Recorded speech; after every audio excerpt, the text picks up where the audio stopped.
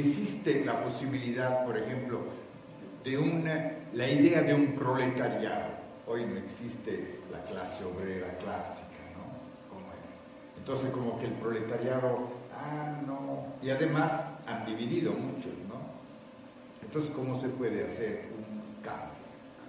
Pues necesitamos, entre otras cosas, hacer una estudio, una valoración sobre el sujeto revolucionario.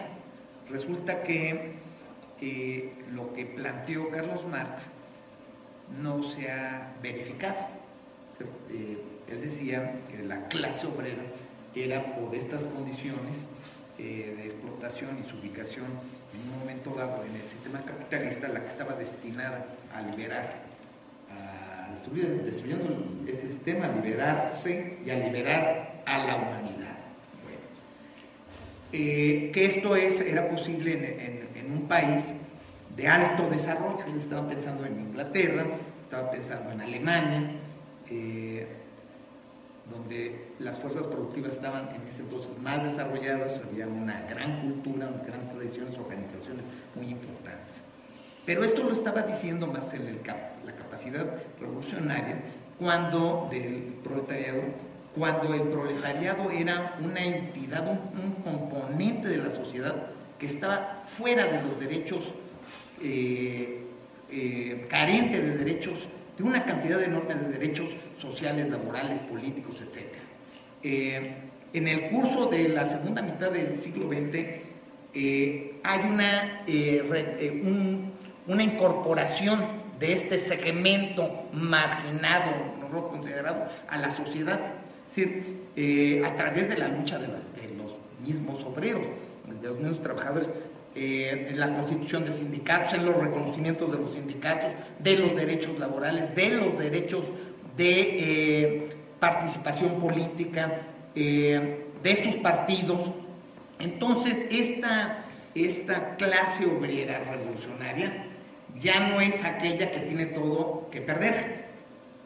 Tenía un sentido ya tenía un sentido. Bueno, pero ocurre que el proceso revolucionario que se presenta se da en la Rusia zarista, donde hay un pequeño conjunto de ciudades, 2 o 3 o 4 ciudades con una estructura capitalista y un mar inmenso de campesinos pero atrasadísimos. En fin, ahí se da el proceso revolucionario. Se lo plantean en las discusiones que hacen los bolcheviques con la socialdemocracia, si era correcto seguir en ese proceso o dejar que se desarrollaran, como había planteado Carlos Marx, las fuerzas productivas y la sociedad, y no saltar etapas.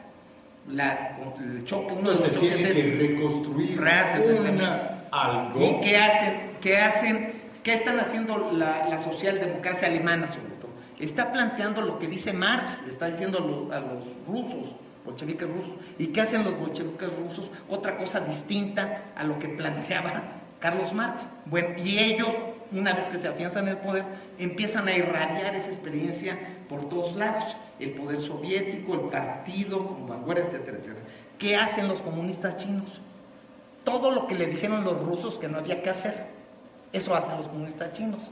Es decir, la fuerza revolucionaria son los campesinos, no es el proceso en las ciudades, no hay lucha política, la lucha armada lleva 27 años en China, y es otro esquema el que se va imponiendo esas realidades.